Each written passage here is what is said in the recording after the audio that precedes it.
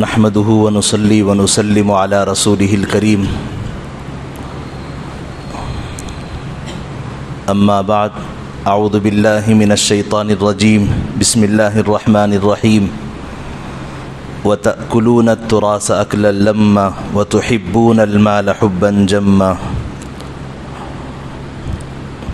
صدق الله العظيم وصدق رسوله النبي الكريم ونحن على ذلك من الشاهدين والشاكرين والحمد لله رب العالمين. وقال رسول الله صلى الله عليه وسلم نفس المؤمن معلقة بدينه حتى يقضى عنه او كما قال رسول الله صلى الله عليه وسلم. معزز بزرگوں اور عزیز بھائیوں، بات چل رہی تھی وراثت سے متعلق، اور مرنے والا جو مال چھوڑ کے جاتا ہے تو اس مال میں کس کا کتنا حق ہوگا اور اس مال سے کتنے حقوق جڑے ہوئے ہیں، یہ سارے سوالات سے اسی کی تفصیلات آپ کے سامنے رکھی جا رہی ہیں. اس پہ توجہ دیں، یہ واقعی ہم سب کی ضرورت کے مسائل ہیں. یہ ہر ایک سے مسئلہ جڑا ہوا ہے. ہم سب کو مرنا ہے، دنیا چھوڑ کے جانا ہے، اور جو بھی جائے گا خالی ہاتھ جائے گا. جو کچھ اس کے پاس ہے سب کچھ اس کو چھوڑ کے جانا ہی ہے. لے جانا بھی چاہے کوئی ساتھ میں لے جانے نہیں دے گا.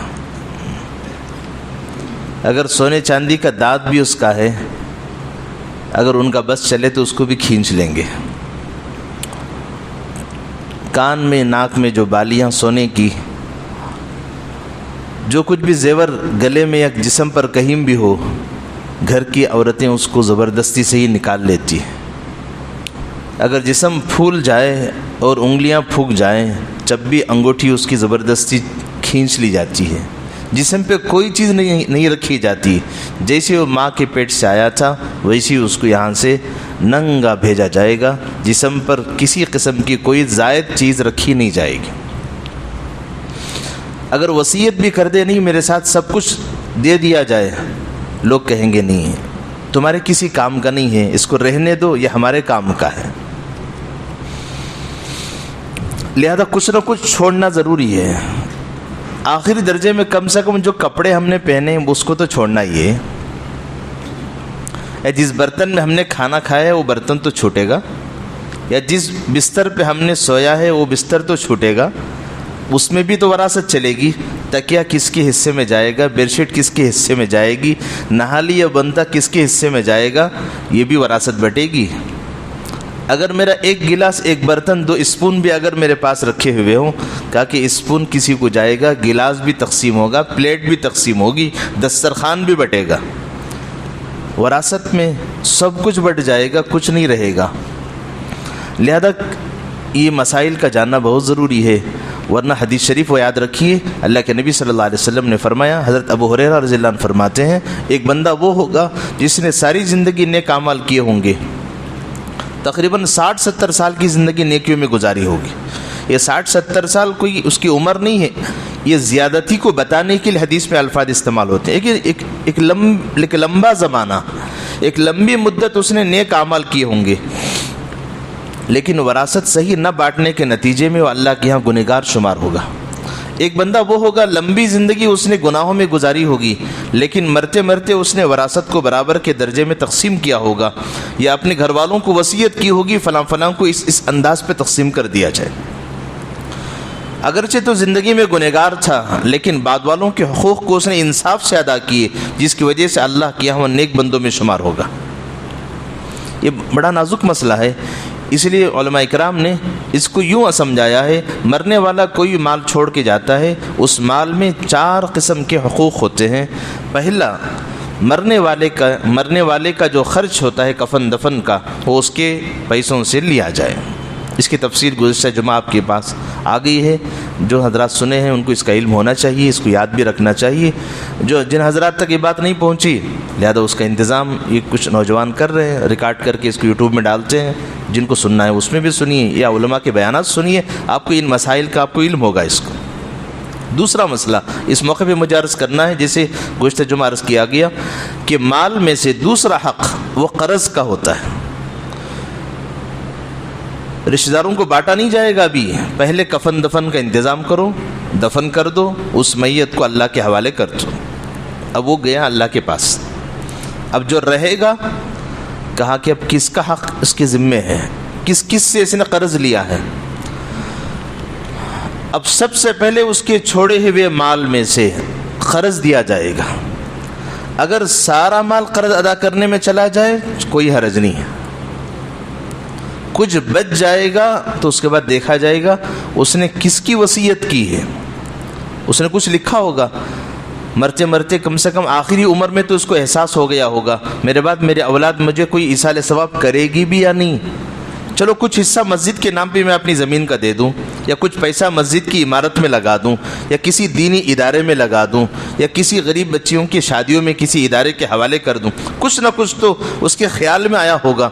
اگر اس نے لکھ رکھا ہے یا اپنے گھر کے کسی معتبر آدمی کو اس نے کہا ہے کہ میرے مال میں سے کچھ حصہ غریبوں میں دے دیا جائے، مسجد کو کسی یتیم اور بیوہ کے حوالے کر دیا جائے. اب بچے ہوئے مال میں دیکھا جائے گا، قرض دینے کے بعد جو مال بچا ہے اب اس میں دیکھا جائے گا کہ کتنا مال بچا ہے. تو اس میں سے پو حصہ قرض میں پو حصہ وصیت میں دیا جائے گا. اس کے بعد بھی بچا ہوا مال ہے تو کہا کہ اب اس کو رشتہ داروں میں بانٹا جائے گا. بیٹے کو اتنا، بیٹی کو اتنا، بیوی اگر زندہ ہے تو بیوی کو اتنا، اور اپنے بچوں کو، بچیوں کو، سب کو اتنا اتنا تقسیم کیا جائے. یہ 4 قسم کے حقوق ہیں مرنے والے کے مال سے جڑے ہوئے. اس کی کچھ تفصیل آپ کی خدمت میں عرض کی جا رہی ہے، اس کو آپ توجہ سے اس کو یاد رکھیں، بڑے کام آئے گی ہمارے لیے. دوسرا مسئلہ مجھے اس موقع پہ عرض کرنا ہے، قرض کا مسئلہ. کفن دفن کے بعد جیسی مرنے کی خبر پہنچے گی انا للہ تو کم لوگ پڑھیں گے، قرضدار تو پتہ نہیں اور کیا کیا پڑھیں گے.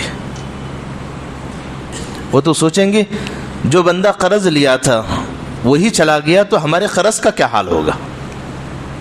کیا ہم اس کا قرض ادا کرنے والے بھی کوئی ذمہ داری لیں گے، یا ہمارا سارا قرض اسی مردے کے ساتھ چلا گیا. لوگ تو کوئی رحمت کی دعائیں بھی دیتے ہیں، اللہ اس کی مغفرت کر دے. قرضدار کیا کرے گا؟ کیا وہ مغفرت کی دعا کرے گا؟ وہ تو کہے گا مر گیا مردود، نہ فاتحہ نہ درود، یہی تو پڑے گا. پھر تو مغفرت کی دعا تو دے نہیں سکتا، کیونکہ اس کی خون پسینے کی گاڑی کمائی وہ لے کے ڈوب گیا ہے. اب وہ تو قبر سے نکل کے قرض تو نہیں دے گا آپ کا، تو وہ گیا تو گیا، آپ کا قرض بھی لے کے گیا. ہم تو ڈوبے صنم، تم کو بھی لے ڈوبیں گے. وہ تو لے کے ڈوب گیا. وہ تو اب وہ جو قرضدار ہے وہ باہر آئیں گے، سب آئیں گے، پوچھیں گے بھائی ہمارا قرض کا کیا ہوگا.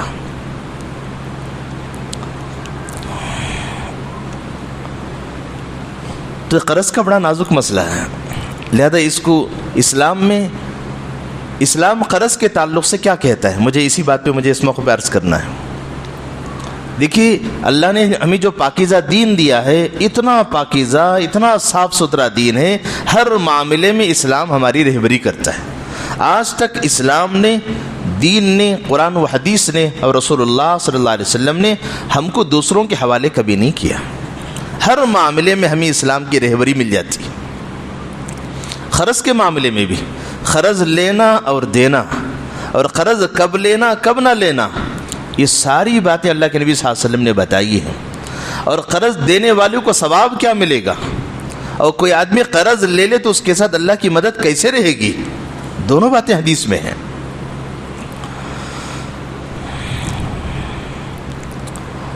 اور قرض کے تعلق سے پروردگار عالم نے قرآن میں ایک آیت اتاری ہے، سورہ بقرہ، قرآن کی جو سب سے بڑی سورت ہے. سورہ فاتحہ کے بعد قرآن اسی سے شروع ہوتا ہے. تقریباً 2.5 پارے کی یہ سورت ہے. وہ سورت ختم ہونے سے ایک صفحہ پہلے اللہ نے ایک بڑی آیت اتاری ہے، 15 لائن کی ایک آیت ہے. ایک آیت ایسے الحمدللہ رب العالمین، اس کو ایک آیت کہتے ہیں. الرحمن الرحیم یہ دوسری آیت، مالک یوم الدین تیسری ہے. سورہ فاتحہ میں 7 آیتیں ہیں جہاں ٹکاتے ہیں اور وہاں ٹھہراتے ہیں، چھوٹی چھوٹی آیتیں. لیکن قرآن کی ایک آیت اتنی بڑی ہے، اس سے بڑی آیت اور کوئی نہیں ہے قرآن میں. پورے ایک پیج، لمبے پیج، 15 لائن میں اللہ نے اس کو اتارا ہے. وہ پوری آیت قرض کے بارے میں ہے. قرض لینا ہو تو کیسے لینا ہے، قرض دینا ہو تو کیسے دینا ہے. یا ایھا الذین آمنوا اذا تداینتم بدین الی اجل مسمى فاکتبوا فلیکتب بینکم کاتب بالعدل ولا یأب کاتب ان یکتب کما علمہ اللہ فلیکتب. تفصیلی آیت سے، اس لیے میں نے آیت بھی بتا دی. اگر آپ کو پڑھنا آتا ہے ضرور آپ اس آیت کو پڑھیے، چاہے تیلگو میں، انگریزی میں، اردو میں اس کا ترجمہ آپ پڑھیے. آپ کو اندازہ ہوگا کہ اللہ رب العزت نے بندوں کی اس ضرورت کے بارے میں قرآن کی آیت اتار کر کتنی اچھی رہبری فرماتی. قرض انسان کی ایک ضرورت و مجبوری ہوتی ہے. کون نہیں آج دنیا میں کہ جو قرض نہ لیا ہو. نبی کی ذات بھی اس سے بچی ہوئی نہیں ہے. نبی صلی اللہ علیہ وسلم بھی قرض لیتے تھے، کبھی اپنوں سے، کبھی یہودیوں سے، اور جب بھی لیتے تھے کبھی گروی رکھ دیتے، کبھی ان سے قرض کا معاملہ ہو جاتا. تو قرض ایک مجبوری اور ضرورت ہوتی ہے، تو جس مجبوری کے درجے میں انسان قرض لیتا ہے. اسی لیے قرآن کریم کے اندر بھی اس کی تاکید کی گئی کہ قرض لینا ہو شوق پورا کرنے کے لیے نہیں ہے، قرض اپنی مجبوری کے درجے میں قرض لیا جائے. اللہ معاف فرما دے، اب تو مجبوری کم ہوتی ہے، خواہشات زیادہ ہوتے ہیں. ضرورت کم ہوتی ہے، اپنی چاہتیں زیادہ ہوتی ہیں، تمنائیں زیادہ ہوتی ہیں. ان تمناؤں اور خواہشوں کو پورا کرنے کے لیے بندے قرض دار ہوتے ہیں. اسی لیے حدیث شریف میں آتا ہے من اخذ من اموال الناس يريد اداءه ادى الله عنه من اخذ من اموال الناس يريد اتلافه اتلفه الله عليه. کوئی بندہ کسی مجبوری کی وجہ سے کسی سے قرض لیتا ہے. حدیث شریف میں آتا ہے کہ کوئی بندہ کسی انسان سے قرض لے مجبوری کے درجے میں، اور اس کی ادا کرنے کی نیت بھی ہے، اس کی ادا کرنے کی نیت بھی ہے، اسی مجبوری پہ لے رہا ہے. بھائی مجبوری پہ میں قرض لے رہا ہوں، میں انشاءاللہ میں تمہیں دے دوں گا جو وقت تم بتاؤ گے، 1 ہفتہ، 10 دن، 1 مہینہ، 1 سال، جتنی بھی مدت آپس میں طے ہو جائے. ان کی اپنی اپنی مرضی ہوتی ہے، دینے والے کی اور لینے والے کی. نیت اس کی یہ ہے کہ میں اس کو دوں گا ضرور. حدیث شریف میں آتا ہے اد اللہ عنہ، اللہ رب العزت اپنی قدرت سے اس کے ادا کرنے کا انتظام فرماتے ہیں. اللہ اکبر. دیکھیے قرض میں اپنی مجبوری پہ لے رہا ہوں اور نیت میری صاف ہے کہ میں اس قرض کو ضرور دوں گا، تو فوراً اللہ رب العزت اپنی مدد اس کے پیچھے لگا دیتے ہیں. جو بندہ قرض دار ہوتا ہے اچھی نیت کے ساتھ، وہ اللہ کی مدد کے ساتھ جڑا ہوا ہوتا ہے. ہمیشہ اللہ کی مدد اس کے ساتھ ہوتی ہے. کسی نہ کسی بہانے سے اس کے پاس اللہ وہ پیسے پہنچاتے ہیں اور وہ ان پیسوں سے اپنا قرض اتار لیتا ہے. اسی حدیث کا دوسرا جملہ ہے من اخذ من اموال الناس يريد اتلافه اتلف اللہ علیہ. کوئی بندہ کسی سے قرض لیتا ہے، نیت یہ ہوتی ہے دیکھا جائے گا، اڑا مارنے کی نیت ہماری اپنی زبان میں، دینے کی نیت نہیں ہے. لے لیا، اندر سے نیت کھوٹی ہے، دینا تو ہے نہیں. جیسے کسی نے کہا کہ آج کے زمانے میں قرض لینا بھی ایسی ہے جیسے چوری کرنا ہے. چور میں اور قرض لینے والے میں کوئی زیادہ فرق نہیں ہے. چور بھی کسی کو دیتا نہیں ہے، قرض لینے والا بھی اپنے قرض دینے والے کو دیتا نہیں ہے. دونوں میں صرف نام کا فرق ہے، وہ چور ہے یا قرض لینے والا ہے. ایسے کتنے جلے ہوئے لوگ ہیں جو کسی کو قرض دے کر آج کسی کو بول نہیں سکتی، عزت کا مسئلہ ہے. اسی لیے حدیث کا دوسرا جملہ فرمایا یرید اتلافہ، اگر وہ کسی کے مال کو برباد کرنے کی نیت سے لیا ہے، دینے کا ارادہ نہیں ہے، اتلف اللہ، اللہ رب العزت اس کے ساتھ بربادی کا فیصلہ لکھ دیتے ہیں. چاہے کتنا بھی کمائے، کتنے بھی راستوں سے اس کے پاس مال آ جائے، کبھی اس کے پاس مال نہیں ٹھہرے گا، کبھی اس کا قرض نہیں اترے گا. یہ ہے قرض کے تعلق سے. مجھے اس وقت دو باتیں عرض کرنا ہے کہ قرض دینا اور قرض لینا، قرض دینے پر اللہ کی کیا مدد ہے اور قرض لینے والے کے ساتھ اللہ کا کیا معاملہ ہے. اور اگر کوئی قرض اچھی نیت سے لے تو اللہ کی مدد کیا ہوگی، ابھی بات آئی ہے. اور کوئی بری نیت سے قرض لے تو اس کے ساتھ اللہ کا کیا معاملہ ہوتا ہے، ابھی حدیث آپ کے سامنے پڑھ کے سنائی گی. تو میں یہ حدیث آپ کے سامنے عرض کر رہا ہوں. اللہ کے نبی صلی اللہ علیہ وسلم نے فرمایا من اقرض مسلما قرضا حسنا فلہ بکل یوم بمثلہ صدقہ. کوئی مسلمان کسی مجبوری پہ کسی سے قرض لے، سودی قرض نہیں ہے، ہاں یہ سودی قرض ہمارے سے جڑا ہوا ہی نہیں مسلمانوں کے ساتھ، اسلام میں اس کی اجازت ہی نہیں ہے. سودی قرض کی اسلام میں اجازت نہیں ہے. یہ تو یہودیوں کا طریقہ ہے، غیر مسلموں کا طریقہ ہے، غیر ایمان والوں کا طریقہ ہے. وہ سود پر قرض دیتے اور لیتے ہیں. مسلمان کبھی ان چیزوں سے جڑا ہوا نہیں ہے، مسلمان یہ چیز کبھی کرتا ہی نہیں ہے. مسلمان ہو اور اس سودی لین دین کرے تاکہ ان میں کبھی جوڑ نہیں ہوتا. اور یہ بھی فرمایا حدیث شریف میں کہ جہاں سود کا لین دین زیادہ ہو وہاں آسمان سے رحمت کی بارش زیادہ نہیں آتی ہے. ہم اپنے معاشرے پہ غور کیجیے، جہاں سودی لین دین زیادہ ہوتا ہے، سودی قرض زیادہ ہوتا ہے، وہاں بارش زیادہ نہیں آتی ہے. تو علاقے پہ غور کرنے سے اندازہ ہوتا ہے کہ شاید یہاں معاملہ زیادہ ہو رہا ہے اس کا، اسی لیے بارشیں زیادہ نہیں ہیں. ہاں وقت پر نہیں ہو رہی، کبھی زیادہ بھی ہو. دیکھیے بے وقت بارش ہوگی، بارش ہو وقت پر ہو تو فصل بھی آئے گی، فائدہ مند بھی ہوگی.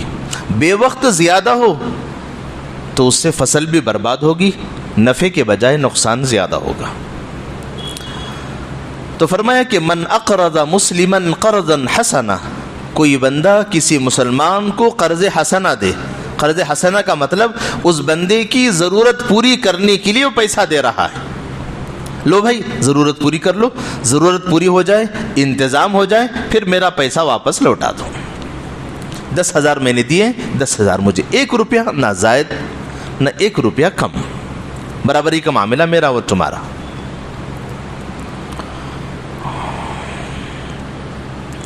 ثواب یہ بتایا کہ کوئی بندہ کسی کو قرض حسنہ دے، ضرورت پوری کرنے کے لیے دے، فَلَهُ بِكُلِّ يَوْمٍ بِمِثْلِهِ صَدَقَةٌ، اس قرض دینے والے کے لیے ہر دن اتنے صدقے کا ثواب ملے گا. اللہ اکبر. مثال کے طور پہ ایک بندے سے میں نے 50,000 قرض لیے اور میں نے اس کی مدت 3 مہینے یعنی 90 دن، 90 دن کے بعد میں دوں گا. میں نے ان سے معاملہ طے کر لیا، یا 1 سال کے بعد دوں گا، 360 دن.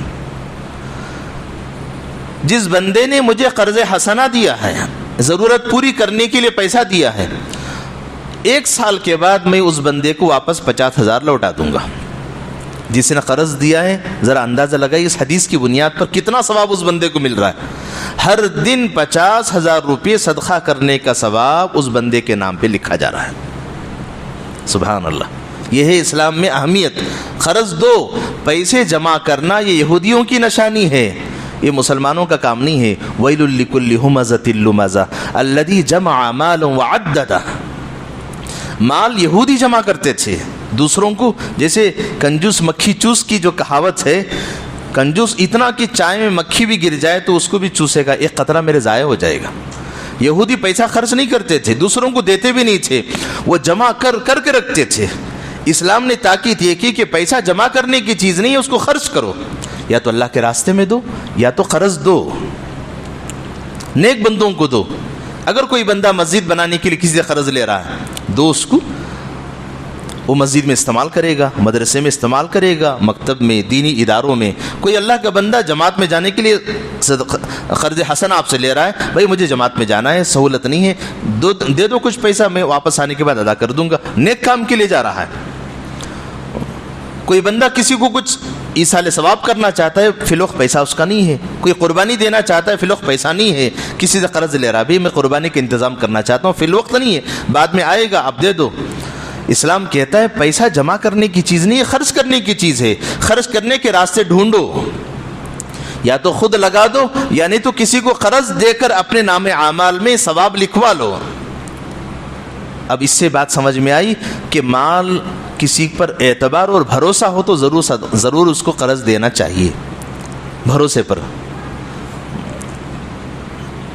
کوئی شریف آدمی ہے، کوئی اچھا انسان ہے، آپ سے قرض لے رہا ہے، آپ کو اندازہ ہے وہ کبھی مجھے ڈبوئے گا نہیں ہے، مجھے دھوکہ نہیں دے گا، ضرور اس کو قرض دینا چاہیے۔ اور قرض دینے پر قرآن کہتا ہے کہ لکھا پڑھی کر لو، فلیکتب، لکھ لو کہ آج میں نے فلاں کو اتنے روپے دیے ہیں، اگر ہو سکے تو 2 آدمی کو گواہ بنا لو، 2 لوگوں کی موجودگی میں قرض لو اور لکھا پڑھی کر لو کہ اتنے مہینے میں مجھے دینا ہے، اتنی رقم دینی ہے۔ فرمایا کہ قرض دے دیا گیا تو ہر دن اس کو اتنے روپے صدقہ کرنے کا ثواب ملتا ہی رہے گا۔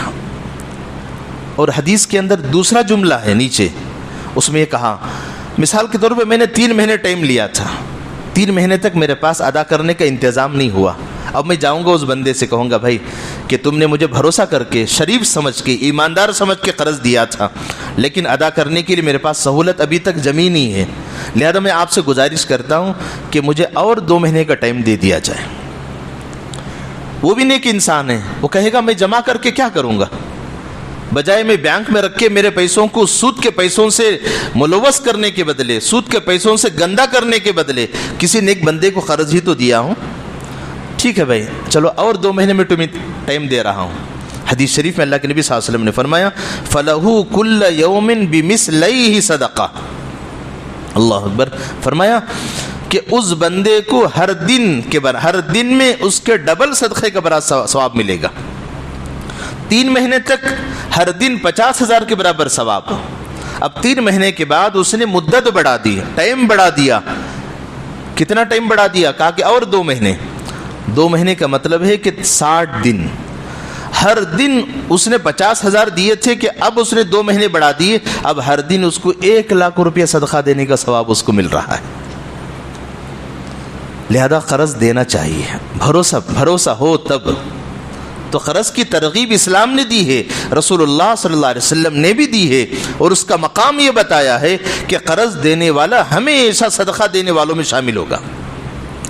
اب پھر 2 مہینے کے بعد وہ بندہ جائے گا، واپس 50 کے 50 مل گئے، اور ثواب کتنا ہے؟ 3 مہینے تو اس کو 50,000 ہزار صدقہ دینے کا، اور 3 مہینے کے بعد پھر 60 دن، 2 مہینے 1,00,000 روپے ہر دن صدقہ دینے کا ثواب، پھر پورے پیسے کے پیسے واپس آ گئے۔ کتنا بڑا ثواب ہے۔ نبی اکرم صلی اللہ علیہ وسلم معراج کے رات میں جب جنت و جہنم کا نظارہ کر رہے تھے، دیکھا کہ جنت کے دروازے پہ بات لکھی ہوئی تھی۔ اچھی طرح غور کیجیے ان باتوں پہ کہ کوئی کسی شریف انسان کو صدقہ دیے ہو، وہ بھروسہ رکھیے آپ کا پیسہ ضائع نہیں ہوا، پیسے کا پیسہ بھی مل گیا، ثواب پہ ثواب آپ کو مل رہا ہے۔ حضور نے دیکھا جنت کے دروازے پہ لکھا ہوا ہے صدقہ دینے والے کو 1 کا 10 ملے گا، قرض دینے والے کو 1 کا 18 ملے گا۔ اسلام میں شروعات ہی اس بات کی ہے 1 2 10 لو، یہ ہے اسلام کا اصول۔ 1 2 10 لو، 1 روپے آپ صدقہ دے رہے ہیں کسی غریب کو، اللہ شروعات 10 سے کرتے ہیں۔ اور کسی کو آپ نے قرض دیا ہے، شروعات اللہ کی طرف سے۔ اگر آپ نے کسی کو 10 روپے آپ نے صدقہ دیے ہیں، 10 کے آپ کو ہر روپے پر 18 روپے دینے کا ثواب آپ کو ملے گا۔ اللہ کے نبی صلی اللہ علیہ وسلم نے جبرائیل سے پوچھا کہ جبرائیل کیا بات لکھی ہے؟ جبرائیل نے کہا یا رسول اللہ کہ صدقہ دینا ایک کسی مجبور، کسی ضرورت مند کی ضرورت کو پورا کرنا ہے، اور وہ اپنے آپ کو یوں سمجھتا ہے کہ میں زندگی بھر ضرورت مند ہوں، اور اس کو یوں دے دیا جائے، 10 روپے دے دیے تو وہ جائے گا، اپنا پیٹ بھر لے گا، آرام کر لے گا، پھر کل آئے گا، پھر ہاتھ پسارے گا۔ لیکن کوئی قرضدار جو ہوتا ہے، قرض لینے والا، وہ ضرورت مند بھی ہوتا ہے، شریف بھی ہوتا ہے، وہ اپنی عزت بیچنا نہیں چاہتا، وہ بھیک مانگنا نہیں چاہتا، بھیک مانگ کے اپنی عزت کا نیلام کرنا نہیں چاہتا، وہ اپنی عزت کی حفاظت بھی کرنا چاہتا ہے، اور اپنی شرافت کی حفاظت بھی کرنا چاہتا ہے۔ وہ اپنی ضرورت کو چھپا کے کسی سے قرض لیتا ہے، اللہ اس کی اس عزت کی لاج رکھتے ہوئے قرض دینے والے کے ثواب کو بڑھا دیتے ہیں. قرض دیتا ہے 1 روپیہ اور اس کو اللہ ثواب دیتے ہیں 18 روپیہ صدقہ دینے کا. یہ جنت کے دروازے پہ لکھا ہوا، یہ اللہ کی طرف سے ایک نظام ہے. اللہ نے حضور کو معراج کی رات پہ جنت میں بلایا اور دکھایا اور کہا کہ جاؤ یا رسول اللہ، امت سے کہو کہ قرض دینے کا رواج بناؤ. جب قرض حسنہ کا رواج بنے گا لوگ سود کے معاملے سے پیچھے ہٹ جائیں گے، ورنہ تو خود کے حلق کے نیچے اترنے والا لقمہ بھی حرام کا، بیوی کے حلق کے لقمے اتارا جا رہا ہے حرام کا، اور اپنے معصوم بچوں کے جسم پہ کپڑے بھی حرام کے، اور معصوم بچوں کے حلق کے نیچے اترنے والے لقمے بھی حرام کے. گناہ تو خود کیا ہے، اس کی سزا پوری فیملی بھگت رہی ہے. بیوی ہاتھ اٹھا رہی ہے شوہر کے حق میں دعا کرنے کے لیے، دعا آگے جانے کے لیے تیار نہیں. معصوم بچے دعا کر رہے ہیں یا اللہ میرے امی ابو پہ رحم فرما دے، دعا آگے جانے کے لیے تیار نہیں. کیوں؟ جسم حرام میں پل رہا ہے، اور جسم میں گوشت بننا ہے حرام کے لقمے سے، اور جسم کے اوپر کپڑا جو پہنا ہوا ہے وہ حرام کے کپڑے ہیں، اور گھر کے اندر سارے ساز و سامان اسی شوق پورے کرنے کے لیے حرام کے سود کے پیسوں سے ہیں. اس لیے اس روایت سے اندازہ یہ ہو رہا ہے کہ قرض حسنہ، قرض کے معاملے کو ہمیں آگے بڑھانا چاہیے. آپ اپنے طور پہ سوچ رہے ہوں گے آج قرض لے گا تو دے گا کون؟ عمومی رواج بن چکا ہے. رواج عام طور پہ تو بنا ہوا ہے لیکن اچھے لوگ ختم نہیں ہوئے. ابھی بھی شریف لوگ ابھی دنیا سے گئے نہیں ہیں، اچھے لوگ آج بھی باقی ہیں، امانتدار قسم کے لوگ آج بھی زندہ ہیں، شریف لوگ ضرورت مند آج بھی زندہ ہیں. اگر وہ اپنی شرافت کی عزت کی بنیاد پر آپ سے مدد کا ہاتھ آپ سے مانگتے ہیں، آپ کو مدد کا ہاتھ آگے بڑھانا چاہیے. اس لیے ایک حدیث آپ کے سامنے عرض کروں. اللہ کے نبی صلی اللہ علیہ وسلم نے فرمایا واللہ فی عون العبد ما کان العبد فی عون العبد. فرمایا کہ جب کوئی بندہ کسی بندے کی مدد کرتا ہے اللہ رب العزت اس بندے کی مدد کے لیے ہمیشہ تیار ہوتے ہیں. ایک بندہ کسی کو قرض دے رہا ہے، قرض دے کر میں خاموش تو ہو گیا لیکن میرے ہر کام میں اللہ کی مدد شامل ہو گئی، کیونکہ میں نے اللہ کے ایک بندے کی مدد کی ہے. جب میں نے اللہ کے بندے کی مدد کی ہے اللہ میری مدد کے ساتھ جڑے ہوئے ہیں. ایک تو یہ بات ہو گئی، وقت آگے جا رہا ہے.